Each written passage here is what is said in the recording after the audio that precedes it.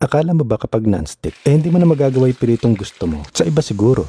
Pero ito kasing gawa ng Red Chef, kaya hanggang 450 degrees Celsius. Ang taas na nun. 7 pieces yung pinakaset niya. 3 explosion-proof na glass lid, kaya hindi siya basta-basta nababasag. May cute pang mali ito. Tapos may 4 na pan na iba't iba. Itong casserole, deep frying pan, at may handle na at saucepan. Non-metallic at inorganic din ang coating niya na ceramic rock, kaya mas safe at healthy compare sa ibang coating sa market. Ang aesthetic pang tingnan, no? Ang maganda nga sa deep frying pan niya, kasya buong manok. Pero sa ganito mo talaga makikita kung maganda yung pagka non-stick ng isang pan. Kapag nagluto ka unabis na walang mantika at hindi nadikit. May 6 times ultra non-stick ability kasi siya at 5 times durability versus sa mga traditional na non-stick pan. Pwede siya pang fried ng egg, pang fried ng chicken, pang gawa ng sauce, pang sangag, pang saute, pang stew. Pwede mo din siyang gamitin sa gas stove, ceramic, induction, electric at glass. At dito, hindi ka mag-aalala na masisira yung coating niya kahit gumamit ka pa ng high temperature. Kaya naman bagay na bagay din siya pampalutong ng mga piniprito mo.